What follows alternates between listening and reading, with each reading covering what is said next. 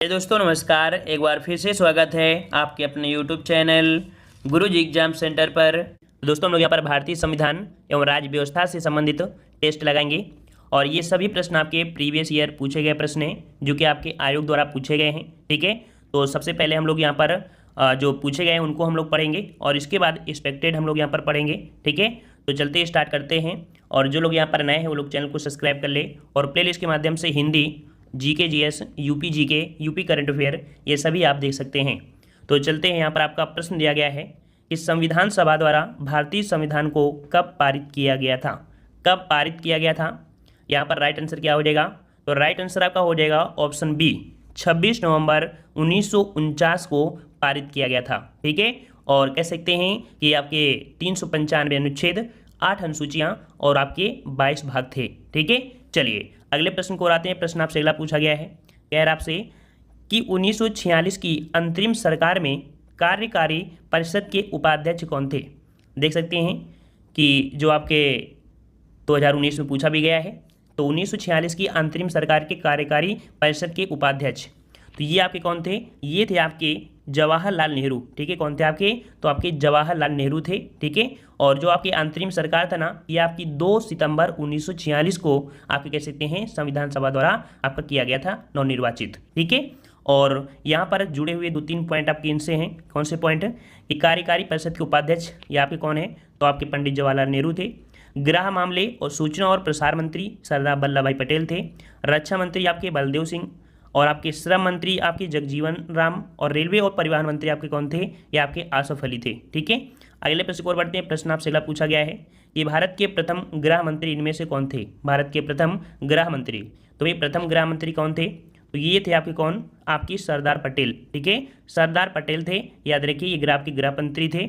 और इनमें जो आपके 2-3 पॉइंट आपको दिख रहे हैं, जैसे आपके जगजीवन राम तो प्रथम श्रम मंत्री थे। मोरारजी देसाई कौन थे? तो प्रथम गैर कांग्रेसी प्रधानमंत्री थे जो कि 4th नंबर के बने थे। गोविंद बल्लभ पंत कौन थे? तो ये यूपी के पहले मुख्यमंत्री और भारत के 4थे गृह मंत्री थे जो कि गोविंद बल्लभ पंत थे। ठीक है, चलिए अगला प्रश्न आपसे पूछा गया है, कह रहा आपसे कि भारतीय संविधान कितने शब्दों का बना है। भारतीय संविधान कितने शब्दों का बना है? तो याद रखिएगा, लगभग देखा जाए तो 1,17,369 शब्दों से लगभग बना हुआ है। तो इसके अनुसार से, ऑप्शन के अनुसार से जाएंगे तो आपका जवाब क्या बनेगा? यहाँ पर आपका डी सही हो जाएगा। ठीक है, ऑप्शन के अनुसार आपको यहाँ पर लगाना है। ठीक है, और अगले प्रश्न को आते हैं। प्रश्न आपसे अगला पूछा गया है, कह रहा आपसे कि भारत का संविधान लिखा गया था। भारत का संविधान लिखा गया था, तो ये आपका जो लिखा गया था यहाँ पर देख सकते हैं 2 वर्ष से अधिक किंतु 3 वर्ष से कम, है ना। तो देख लीजिए ऑप्शन आपका कौन सा है? ए नंबर, 2 वर्ष से अधिक किंतु 3 वर्ष की अवधि से कम, क्योंकि 2 वर्ष 11 माह और आपका 18 दिन का समय लगा था। और इसमें से कितने रुपए लगे थे? तो आपके यहाँ पर 63,96,729 रुपये यहाँ पर कह सकते हैं लगे थे इसके आपके बनाने में, और 26 नवंबर 1949 को बनकर तैयार हुआ था। इसीलिए एक पॉइंट बनता है कि संविधान दिवस कब मनाते हैं। तो संविधान दिवस कब मनाते हैं? तो आपकी 26 नवंबर को मनाते हैं संविधान दिवस। क्लियर हुआ? चलिए अगला प्रश्न आपसे पूछा गया है, कह रहा आपसे यहाँ पर कि भारतीय संविधान को माना गया है। भारतीय संविधान जो आपका है ये आपका कैसा है? तो भारतीय संविधान देखो, संघीय दिया है, एकात्मक दिया है, संसदीय दिया है, और डी वाला दिया है रूप विधान में संघीय और भावना में एकात्मक, जो कि राइट आंसर आपका यहाँ पर कौन सा हो जाएगा? डी वाला को हो जाएगा। रूप विधान में संघीय है और भावना में आपका जो आपका है वो आपका एकात्मक है। ठीक है, मतलब एकात्मक संविधान क्या होता है? तो वह जिसके अंतर्गत सारी शक्तियाँ एक ही सरकार में निहित होती हैं। और संघात्मक विधान क्या होता है? तो वह जिसमें शक्तियाँ केंद्र और राज्यों में विभाजित रहती हैं। दोनों देखा जाए तो स्वतंत्र रूप से अपना अपना अलग कार्य करती हैं। ठीक है, चलिए अगला प्रश्न आपसे पूछा गया है, यहाँ पर कह रहा है कि निम्नलिखित में से किसने पहले 1935 में संविधान सभा का सुझाव प्रस्तावित किया था। तो 1935 में संविधान सभा का जो सुझाव प्रस्तावित किया था, किसने किया था? तो ये आपके थे कौन? तो आपके M.N. राय। काफ़ी बार क्वेश्चन आपका पूछा गया है, ये आपके कौन है? आपके M.N. राय हैं, जिन्होंने पहली बार आपके 1935 में संविधान सभा की मांग की थी। और संविधान सभा का विचार जो आपके थे वो आपके कह सकते हैं M.N. राय के ही द्वारा आपका किया गया था, क्योंकि 1935 जो आप जानते हैं एक्ट मतलब अधिनियम बना था उसी के अकॉर्डिंग। ठीक है, और अगले प्रश्न को आते हैं। प्रश्न आपसे अगला पूछा गया है, कह रहा आपसे यहाँ पर संविधान सभा की अल्पसंख्यकों की उप समिति के जो अध्यक्ष थे वो के कौन थे? देखिए संविधान सभा की जो अल्पसंख्यक थे तो अल्पसंख्यक के उप समिति के जो आपके अध्यक्ष थे आपके कौन थे? तो उप समिति की जो आपके थे ये आपके कौन थे भाई? तो ये थे आपके H.C. मुखर्जी। ठीक है, ऑप्शन आपका कौन सा हो जाएगा? सी नंबर आपका हो जाएगा। ये आपके H.C. मुखर्जी थे जो कि संविधान सभा में अल्पसंख्यकों की उप समिति के अध्यक्ष थे, और ये कह सकते हैं आपके मद्रास प्रेसिडेंट के एडवोकेट जनरल भी थे। क्लियर हुआ? चलिए अगले प्रश्न को आते हैं। प्रश्न आपसे अगला पूछा गया है, कह रहा है आपसे ये भारत का संविधान जो कि संविधान सभा द्वारा अपनाया गया था और 26 जनवरी 1950 को लागू हुआ। मतलब कह सकते हैं संविधान सभा जो बनकर तैयार हुआ, अंगीकृत हुआ, ये शब्द आपके होते हैं। तो ये कह सकते हैं आपकी कब? तो 26 नवंबर 1949 को, है ना। 26 नवंबर 1949 यहाँ पर भरा जाएगा, जो कि ऑप्शन में आपको कहीं दिख जाएगा। ऑप्शन आपका यहाँ पर दिख गया होगा, ऑप्शन सी, है ना। तो 26 नवंबर 1949 को अपनाया गया, यह कह सकते हैं अंगीकृत किया गया था। और कह सकते हैं कि 26 नवंबर 1949 को आपके 15 अनुच्छेद, ठीक है, 15 अनुच्छेद जो थे उनको कह सकते हैं लागू भी कर दिया गया था। ठीक है, और यहाँ पर पूरी तरीके से जो लागू किया गया था वो 26 जनवरी 1950 को लागू किया गया था। अगला प्रश्न आपसे पूछा गया है, कह रहा आपसे भारतीय संविधान सभा में कुल कितनी महिला सदस्य थी? भाई बताना है कि संविधान सभा में जो कुल महिलाएं आपकी थी वो आपकी कितनी थी? तो ये थी आपकी कितनी? तो आपकी 15 आपकी थी। याद रखिए ऑप्शन आपको यहाँ पर सी हो जाएगा, 15 महिलाएं इसमें से आपकी थी। ठीक है, क्लियर है? चलिए अगले प्रश्न को आते हैं। प्रश्न आपसे अगला पूछा गया है कि संविधान सभा के पहले अध्यक्ष कौन थे? संविधान सभा के पहले अध्यक्ष पूछा है, पहले अध्यक्ष। तो पहले अध्यक्ष कह सकते हैं या इन्हें हम लोग कह सकते हैं उद्घाटन वाले, जो आपके उद्घाटन हुआ था, है ना। तो संविधान सभा का उद्घाटन जो आपको हुआ था, है ना, वो आपके 9 दिसंबर 1946 को जो आपकी पहली बैठक हुई थी। तो इसमें से अस्थायी तौर पर आपको किसको बनाया गया था? तो आपके डॉक्टर सत्यानंद सिन्हा को बनाया गया था। तो इसलिए संविधान सभा के पहले अध्यक्ष आपके कौन हुए? डॉक्टर सत्यानंद सिन्हा। या इन्हें अस्थायी अध्यक्ष कह सकते हैं, या इन्हें कह सकते हैं कि उद्घाटन इन्हीं के द्वारा आपका किया गया था। ठीक है, और जो दूसरी आपकी बैठक हुई थी 11 दिसंबर 1946 को, तब आपके डॉक्टर राजेंद्र प्रसाद को स्थायी अध्यक्ष आपका बना लिया गया था। ठीक है, और यहाँ पर अगले प्रश्न को आते हैं। प्रश्न आपसे अगला पूछा गया है कि ड्राफ्टिंग कमेटी का चेयरमैन कौन था? देख लीजिए, ऐसे ही प्रश्न आपको पूछा गया था। अगर इंग्लिश से आप पढ़ा है तो ठीक है, अगर इंग्लिश में आपने नहीं पढ़ा है इस शब्द को, हिंदी में पढ़ा है तो गलती हो जाएगा, क्योंकि ड्राफ्टिंग कमेटी जो आपकी होती है वो आपकी होती है प्रारूप समिति। अब आपको समझ में आ गया होगा कि ड्राफ्टिंग कमेटी होती है, प्रारूप समिति होती है, और प्रारूप समिति की जो आपके चेयरमैन थे वो आपके कौन थे? तो ये आपके थे डॉक्टर बी.आर. अम्बेडकर थे। ठीक है, डॉक्टर बी.आर. अम्बेडकर थे। और कह सकते हैं कि इसको जो प्रारूप को गठन किया गया था तो वो 29 अगस्त 1947 को कब किया गया था भाई? तो ये जो आपकी समिति थी, तो संविधान सभा ने कह सकते हैं कि 29 अगस्त 1947 को एक संकल्प कह सकते हैं पारित करके प्रारूप समिति का गठन किया। और इसमें कह सकते हैं डॉक्टर भीमराव अम्बेडकर थे भी, साथ में अदर भी थे। कौन कौन थे? तो आपके एन गोपालास्वामी अयंगर, आह्लाद कृष्णा स्वामी अय्यर, के.एम. मुंशी भी थे, और सैयद मोहम्मद असादुल्ला थे, एन माधवराव भी थे। ठीक है, जो कि बी.एल. मित्र के स्थान पर थे, डी.पी. खेतान थे, और कह सकते हैं कि इनकी मृत्यु हो गई थी 1948 में। फिर जो आपके बाद में बने थे वो आपके टी.टी. कृष्णाचारी थे। तो यहाँ से क्वेश्चन ये घुमा के बनता है कि क्या के.एम. मुंशी ये प्रारूप समिति में थे? तो जी हाँ, ये थे। ठीक है, क्योंकि आपके के.एम. मुंशी को पूछ लेता है और टी.टी. कृष्णाचारी को पूछ लेता है, और आपके ये जो आपके अयंगर हैं दोनों, ठीक है, इनको दोनों को पूछ लिया जाता है। ठीक है, चलिए अगला प्रश्न आपका दिया गया है, कह रहा आपसे कि राजनैतिक प्रजातंत्र का तात्पर्य उस जीवन विधा से है जो जीवन में सैद्धांतिक रूप से उदारता, समानता और भ्रातृत्व को स्वीकारती है। यह कथन किसका है? ये जो कथन है, ये कथन किसका है? ये कथन है आपके डॉक्टर बी.आर. अम्बेडकर जी का है। ऑप्शन राइट आपके यहाँ पर कौन हो जाएगा? यहाँ पर आपका ए हो जाएगा। ठीक है, और अगले प्रश्न को बढ़ते हैं। प्रश्न आपसे अगला पूछा गया है, कह रहा आपसे को उत्तर प्रदेश के हिमालयी पहाड़ी क्षेत्र में उत्तराखंड नामक एक नया राज्य अस्तित्व में आया। तो भाई उत्तराखंड जो आपका बना था 21 डेट को बना था। ये डेट कौन सी आपकी है? तो आपका 9 नवंबर सन 2000 में। ठीक है, क्लियर है? ऑप्शन आपका बी हो जाएगा। 9 नवंबर सन 2000 को उत्तर प्रदेश से अलग किया गया था और 27वें राज्य के रूप में इसे गठित किया गया था, आपके 13 राज्यों को काट के। ठीक है, अगले 13 जो आपके जिले थे उनको काटकर, ठीक है, जिले होंगे। अगला प्रश्न आपका है कि भाषा के आधार पर राज्यों का पुनर्गठन किस वर्ष में किया गया? तो भाई यहाँ पर देख सकते हैं भाषा के आधार पर राज्यों का पुनर्गठन जो किया गया था ये आपका 56 में किया गया था। पुनर्गठन है ना, इसलिए 56 आपका हो जाएगा। वैसे गठन आपके 53 से हो गए थे, है ना, लेकिन यहाँ पर कह सकते हैं कि जो पुनर्गठन हुआ है वो आपके 56 के अंतर्गत, और 56 के अंतर्गत आपकी 14 राज्य और 6 संघ राज्य क्षेत्रों का गठन किया गया था। अगला दिया गया है, यहाँ पर कह रहा है कि त्रिपुरा को कब भारत के पूर्ण राज्य का दर्जा दिया गया? त्रिपुरा, और त्रिपुरा को पूर्ण राज्य का जो दर्जा दिया गया था, ये दिया गया था आपके 1972 में, ठीक है, 1972 में पूर्ण राज्य इसे बन गया था, ठीक है। और ये एक कैसे जानते हैं कि उत्तर पूर्वी आपका राज्य है, ठीक है। और अगले प्रश्न पर आते हैं। प्रश्न आपसे अगला पूछा गया है, कह रहा आपसे कि इनमें से कौन सा कारण नहीं है जो भारतीय संविधान के निर्माण में योगदान देता है। इनमें से कौन सा कारक नहीं है जो भारतीय संविधान के निर्माण में योगदान देता है। तो दिया है औद्योगिक क्रांति, ब्रिटेन में संसदीय लोकतंत्रात्मक, रूस में समाजवादी क्रांति, अमेरिका में अधिकारों का विधेयक। तो यहाँ पर कह सकते हैं कि निर्माण में योगदान देता है।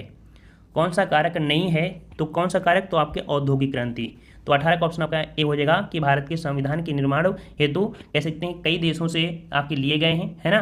देखो, ब्रिटेन से भी लिया गया है, समाजवादी जो आपके रूस से भी लिया गया है और अमेरिका से भी लिया गया है, लेकिन औद्योगिक क्रांति से यहाँ पर कह सकते हैं आपके संविधान में कोई लेना देना नहीं है। अब यहाँ पर देखो कौन कौन से कारक आपके हैं। तो भाई ब्रिटेन से देख सकते हैं जो संसदीय शासन प्रणाली है, एकल नागरिकता और विधि निर्माण प्रक्रिया आपकी ब्रिटेन से। अमेरिका से देख सकते हैं मौलिक अधिकार, न्यायिक पुनरावलोकन, सर्वोच्च न्याय जो आपका संविधान की सर्वोच्चता है, ठीक है, संविधान की सर्वोच्चता, न्यायपालिका, राष्ट्रपति का निर्वाचन, महाभियोग, उपराष्ट्रपति और उच्च एवं उच्चतम न्यायालय के आदेशों को हटाने की प्रक्रिया, वित्तीय आपातकाल।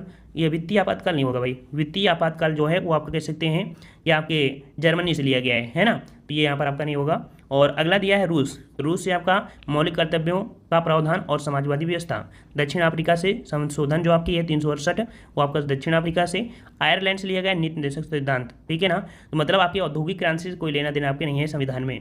अगला दिया है कि भारतीय संविधान अपने नागरिकों को भी समानता का वचन देता है। भारतीय संविधान जो अपने नागरिकों को समानता का जो वचन देता है वो आपको देता है, कह सकते हैं कि आपके अवसर की समानता। कैसे देता है, तो अवसर की समानता और साथ में आपकी हैसियत की। मतलब 19 का जवाब आपका बनेगा कौन सा, बी वाला, कि भारतीय संविधान में प्रस्तावना में हैसियत मतलब होता क्या है, हैसियत मतलब होता है प्रतिष्ठा, ठीक है, प्रतिष्ठा मतलब क्या होता है, समाज में समानता शब्द आपको मिलता है ना, समाज में प्रतिष्ठा होती है, सम्मान मिलता है। तो समानता और प्रतिष्ठा ये आपकी कह सकती है, इसकी बात आपकी है, जो कि भारतीय संविधान के भाग 3 में आपको वर्णित किया गया है अनुच्छेद 14 से 18 में, ठीक है। और अगले प्रश्न को आते हैं। प्रश्न आपसे अगला दिया गया है कि वर्ग फर्स्ट और सेकंड का यहाँ पर उचित मिलान करना है। कह रहा है आपसे प्रभुत्व संपन्न हम लोग किसे कहेंगे, यहाँ पर 20 वाले में देख लीजिए, प्रभुत्व संपन्न हम लोग किसे कहेंगे। तो प्रभुत्व संपन्न हम लोग बोलते हैं किनको, तो ये बोलते हैं आपके जो लोगों को, यहाँ पर इसका ये वाला हो जाएगा, ठीक है, बी वाले में होगा कि लोगों को बाह्य एवं आंतरिक मामलों में निर्णय लेने का सर्वोच्च अधिकार आपके है। दूसरा आपका दिया प्रजातांत्रिक, जो प्रजातांत्रिक होता है, प्रजातांत्रिक जो होता है वो आपका क्या कहेंगे, तो ये आपका हो जाएगा ये लोगों को समान राजनीतिक अधिकार प्राप्त है। धर्मनिरपेक्ष क्या होता है, धर्मनिरपेक्ष क्या होता है, तो ये होता है कि नागरिकों को किसी भी धर्म को अपनाने की पूर्ण स्वतंत्रता है। और भाईचारा जो आपका होता है, तो भाईचारा क्या हो जाएगा, तो आपका ये हो जाएगा कि सभी को एक परिवार के सदस्य के रूप में रहना चाहिए। क्लियर हुआ ना। यहाँ पर आपका बनेगा BCDA, ऑप्शन आपका सी हो जाएगा। अगले प्रश्न को बढ़ते हैं। प्रश्न आपसे अगला पूछा गया है कि निम्नलिखित में से किसको संविधान की आत्मा के रूप में माना गया है। संविधान की आत्मा के रूप में जो माना गया है वो आपको किसको माना गया है। तो यहाँ पर आपका जवाब क्या बनेगा, तो जवाब हो जाएगा ऑप्शन राइट, यहाँ पर आपका सी नंबर, आपकी प्रस्तावना को भारतीय संविधान की आत्मा कहा गया है। और आपने देखा होगा कि जो आपका आर्टिकल 32 है तो उसको भी भारतीय संविधान की आत्मा कहा गया है, लेकिन डॉक्टर अंबेडकर के अनुसार अनुच्छेद 32 को संविधान की आत्मा कहा गया है। जब सिंपल से पूछे तो डायरेक्ट जवाब हो जाएगा आपका सी नंबर, प्रस्तावना। क्लियर हुआ। अगले प्रश्न को आते हैं। प्रश्न आपसे अगला दिया गया है, कह रहा आपसे भारतीय संविधान का निम्न में से कौन सा अनुच्छेद मानव के क्रय विक्रय तथा जबरदस्ती मजदूरी कराने पर प्रतिबंध लगाता है। यहाँ पर देख सकते हैं जिसे बोलते हैं बंधुआ मजदूर या कह सकते हैं बाल श्रम, है ना। इस पर जो प्रतिषेध लगाता है वो आपका आर्टिकल कौन सा है, तो आर्टिकल आपका हो जाएगा ए नंबर, ये आपका आर्टिकल आपका 23वां, मतलब कि 23वां अनुच्छेद है जो कि मानव के दुर्व्यापार और बालात श्रम जो आपका श्रम है उस पर निषेध लगाता है, ठीक है। और कहा गया है कि अगर ऐसे अपराध कोई करता है तो उसको विधि के अनुसार दंडनीय होगा, ठीक है। तो ऑप्शन आपका कौन सा हो जाएगा, यहाँ पर ए हो जाएगा। अगले प्रश्न को आते हैं। प्रश्न आपसे अगला पूछा गया है, कह रहा है भारतीय संविधान का निम्नलिखित में से कौन सा अनुच्छेद विधि समता यानी कानून के सामने समानता से संबंधित है। तो आपके यहाँ पर देख सकते हैं विधिक समता, जो कि आपके कह सकते हैं एक समानता का अधिकार दिया गया है, जो कि आर्टिकल आपके कौन सा है, आर्टिकल 14। आपने मौलिक अधिकार में जो आपके 6 मौलिक अधिकार हैं उनमें से जो आपका पहला अधिकार है समता का अधिकार, उसमें से आर्टिकल आपका 14 है जो कि पूछा गया है। ठीक है, और अगले प्रश्न को आते हैं। प्रश्न आपसे अगला पूछा गया है, कह रहा आपसे कि कौन सा मौलिक अधिकार अल्पसंख्यकों के हितों के संरक्षण की बात करता है। तो आपके जो अल्पसंख्यक हैं उनके हित के लिए जो आपका कह सकते हैं आपका अधिकार है वो आपका कौन सा है।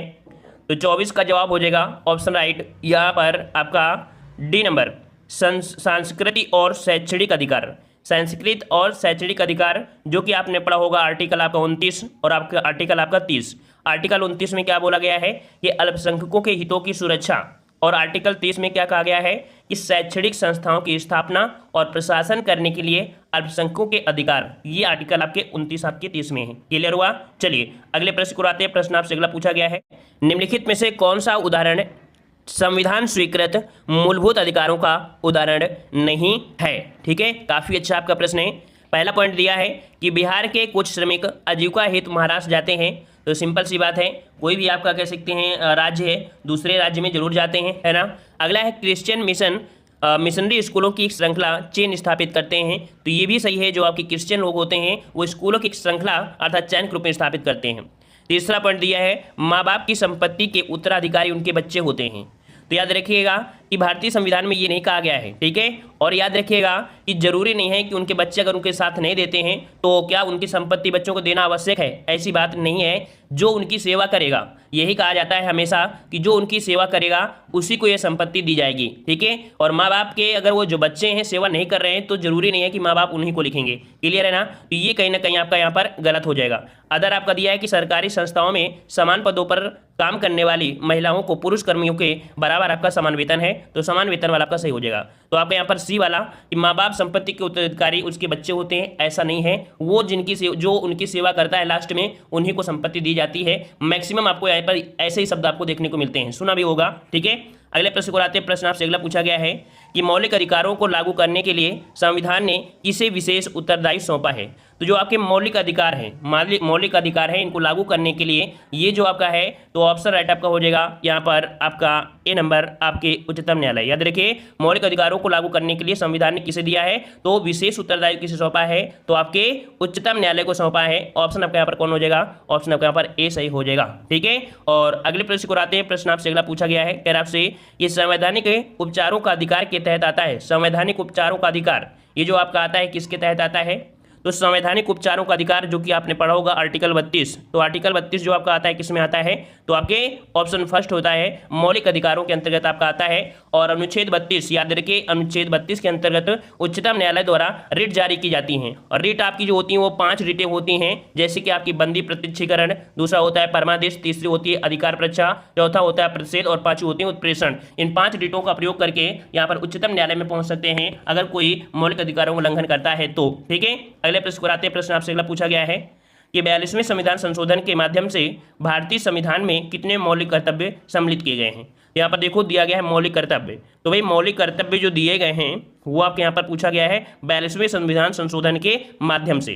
तो यहाँ पर आपका 28 का जवाब क्या बनेगा तो 28 का जवाब हो जाएगा ऑप्शन राइट आपका सी, आपके 10 मौलिक कर्तव्य जो कि आपके 42वें संविधान संशोधन 1976 द्वारा आपके भारतीय संविधान में आपके सम्मिलित किए गए थे। ठीक है ना। और एक पॉइंट याद रखिएगा कि एक जो आपका आर्टिकल है जो कि 2002 में, ठीक है 2002 में जो 86वें संविधान संशोधन था तो एक मौलिक अधिकार और शामिल किया गया। ठीक है, जिसमें क्या था 6 से 14 वर्ष के बच्चे को शिक्षा का अवसर प्रदान किया जाएगा। ठीक है ना। तो ये भी ये आपका जो था वो आपके 2002 में जोड़ा गया था। ठीक है, अगले प्रश्न को आते हैं। प्रश्न आपसे अगला पूछा गया है कि मार्च 2019 तक उपलब्ध जानकारी के अनुसार भारतीय संविधान में कितने मौलिक कर्तव्य हैं।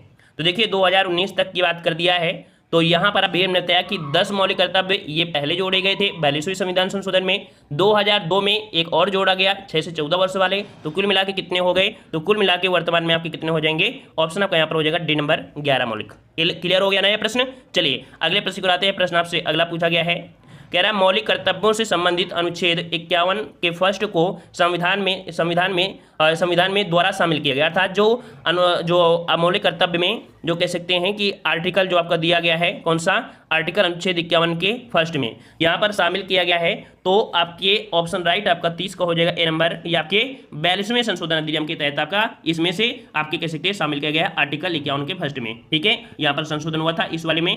और अगले प्रश्न को आते हैं। प्रश्न आपसे अगला पूछा गया है कि भारतीय संविधान में कितने मूल कर्तव्य दिए गए हैं, कितने मूल कर्तव्य दिए गए हैं। तो भाई वही सिंपल सी बात है, कितने मूल कर्तव्य, तो आपका हो जाएगा ऑप्शन सी, आपके 11 मूल कर्तव्य है, अर्थात जिन्हें बोलते हैं मौलिक कर्तव्य। ठीक है ना। अगले प्रश्न को आते हैं। प्रश्न आपसे अगला पूछा गया है कि निम्नलिखित में से कौन सी समिति ने मूल कर्तव्यों को संविधान में सम्मिलित करने का सुझाव दिया। बहुत ही अच्छे प्रश्न आपके हैं और सभी प्रश्न आपके पूछे गए हैं 2016, 17, 18, 19, 2020 तक के आपके प्रश्न हैं। तो यहाँ पर याद रखिएगा 32 का जो जवाब बनेगा वो आपका हो जाएगा ऑप्शन राइट। यहाँ पर आपका डी नंबर स्वर्ण सिंह समिति के सिफारिश पर यह आपके कह सकते हैं कि इनको मूल कर्तव्यों को संविधान में शामिल किया गया। तो ऑप्शन आपका यहाँ पर डी हो जाएगा। ठीक है, अगले प्रश्न पर आते हैं। प्रश्न आपसे अगला पूछा गया है कि निम्नलिखित में से किस एक की संस्तुति के आधार पर मूल कर्तव्यों से संबंधित प्रावधानों को भारत के संविधान में जोड़ा गया। तो यहाँ पर सिंपल सी बात वही आंसर हो जाएगा। ठीक है, क्वेश्चन आपके कई प्रकार से पूछे गए हैं लेकिन जवाब आपका क्या हो जाएगा, यहाँ पर देखिए स्वर्ण सिंह समिति। ठीक है, ऑप्शन आपका यहाँ पर हो जाएगा बी नंबर स्वर्ण सिंह समिति। अगले प्रश्न को आते हैं। प्रश्न आपसे अगला पूछा गया है कि भारतीय संविधान के अंतर्गत निम्नलिखित में से कौन सा एक मौलिक कर्तव्य नहीं है। मौलिक कर्तव्य नहीं है तो याद रखिए मौलिक कर्तव्य भी आप पढ़ लीजिएगा, एक बार थोड़ा सा पढ़ेंगे तो थोड़ा सा आप यहाँ पर कह सकते हैं जरूर हट जाएगा। यहाँ पर दिया है कि लोक चुनावों में वोट डालना, लोक चुनावों में वोट डालना यह आपके मौलिक अधिकार में नहीं दिया गया, याद रखिएगा। ठीक है, वहीं पर याद रखिए वैज्ञानिक दृष्टिकोण, ज्ञानार्जन की भावना को विकसित करना, लोक संपत्ति की सुरक्षा करना, संविधान को मानना एवं उनके आदर्शों की यहाँ पर कैसे कद्र करना, ये सभी आपके दिए गए हैं। ठीक है, लेकिन यहाँ पर लोक चुनाव में वोट डालना ये शब्द आपको उसमें से नहीं दिया गया है, याद रखिएगा। ठीक है, और यहाँ पर अगले प्रश्न को आते हैं। प्रश्न आपसे अगला पूछा गया है कि आपसे अंतर्राष्ट्रीय शांति और सुरक्षा को बढ़ावा देने संबंधी प्रावधान भारतीय संविधान के निम्नलिखित में से किसके एक भाग के रूप में उल्लिखित है। अर्थात जो आपके अंतर्राष्ट्रीय संधियां होती हैं, शांति होती है, सुरक्षा होती है। ठीक है, अंतर्राष्ट्रीय शांति सुरक्षा इनको सब बढ़ावा देने के लिए ये जो आपका आर्टिकल है ये आपके किसके अंतर्गत 21 भाग में आपके हैं। तो ये जो आपका है ऑप्शन राइट आपका बी, ये आपके दिए हैं राज्य के नीति निर्देशक तत्व के अंतर्गत आपके दिए गए हैं। किसमें, तो आर्टिकल जो आपका 51 है। ठीक है, आर्टिकल 51 को यहाँ पर कह सकते हैं आपका है। ठीक है, क्योंकि जो आपके राज्य के नीति निर्देशक तत्व हैं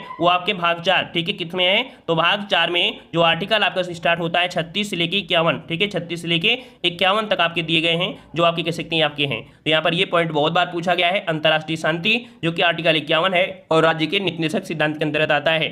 अगला प्रश्न आपका दिया गया है कह आपसे कि भारत का एकमात्र राज्य जहां राज्य सिविल कोड का प्रावधान है, राज्य सिविल कोड का प्रावधान है। ये भी क्वेश्चन आपका बहुत बार पूछा गया है। यहाँ पर दिया है कि जहां सामान्य सिविल कोड, ठीक है, सामान्य सिविल कोड मतलब होता है समान नागरिक संहिता या कह सकते हैं समान आचार संहिता का यहाँ पर जो होता है मतलब कह सकते हैं कानून, ठीक है, जो कि सभी धर्म के लोगों के लिए समान रूप से लागू होता है। और भारत का एकमात्र राज्य है जो कि यहाँ पर गोवा में समान सिविल कोड आपका यहाँ पर प्रावधान है। तो ऑप्शन आपका कौन सा हो जाएगा, यहाँ पर आपका ए हो जाएगा गोवा में। ठीक है ना, क्लियर हुआ।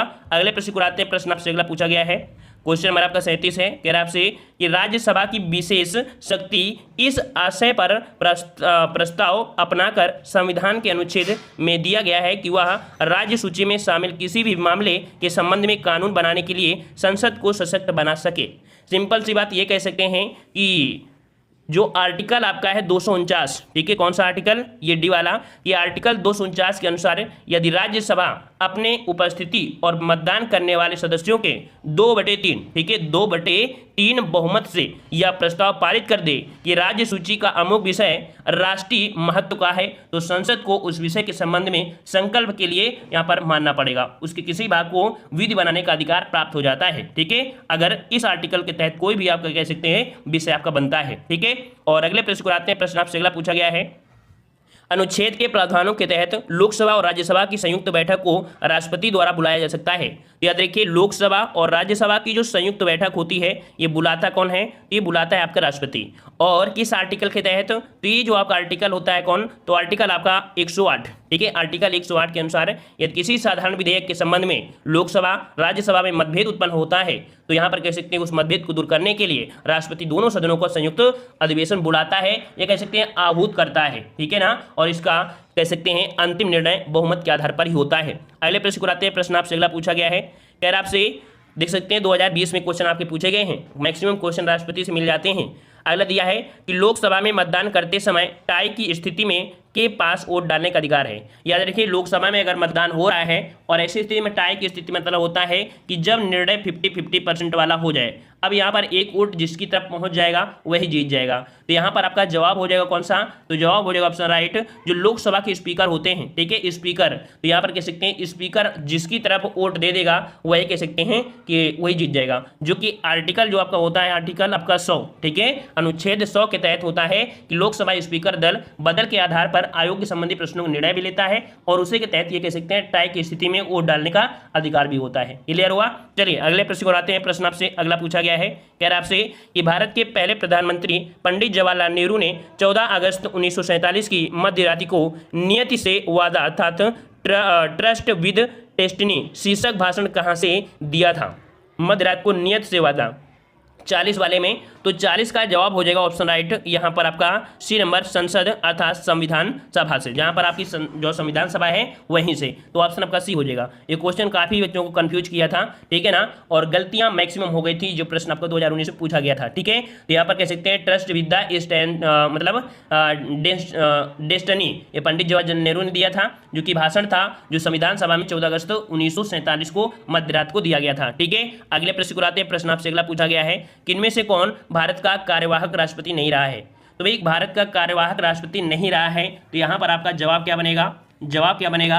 41 का जवाब यहाँ पर आपका देख सकते हैं दिया है वीवी गिर, डॉक्टर जाकिर हुसैन, न्यायमूर्ति हिदायतुल्लाह और आपकी बीडी जत्ती। तो सही आंसर आपका हो जाएगा यहाँ पर आपके B number, doctor Zakir Hussain, ठीक है। डॉक्टर जाकिर हुसैन ये भारत के तीसरे राष्ट्रपति के रूप में थे, ठीक है, जो कि कह सकते हैं 1967 से 1969 तक इनका कार्यकाल रहा था। वहीं पर आपके जो आपके दिए हैं वीवी गिर, तो वीवी गिर जो आपके थे ये कह सकते हैं 1969 से 1969 तक ये रहे थे, मतलब कब से कब? तो 3 मई 1969 से इनका कार्यकाल था, और कह सकते हैं 20 जुलाई 1969 तक इनका कार्यकाल रहा था, जो कि याद रखिए ये कार्यवाहक के रूप में थे। बाद में कह सकते हैं भारत के चौथे राष्ट्रपति भी बनाए गए थे, ठीक है। और इसी प्रकार जो आपके हैं हिदायतुल्लाह, ये भी आपके कह सकते हैं कार्यवाहक रहे हैं, बीडी जत्ती भी रहे, लेकिन कह सकते हैं ये पूर्णतः आपके राष्ट्रपति रहे, ठीक है। अगले प्रश्न को आते हैं। प्रश्न आपसे अगला है कि भारत में राष्ट्रपति अपना कार्यकाल पूरा होने के पहले अपना त्यागपत्र किसको सौंपते हैं?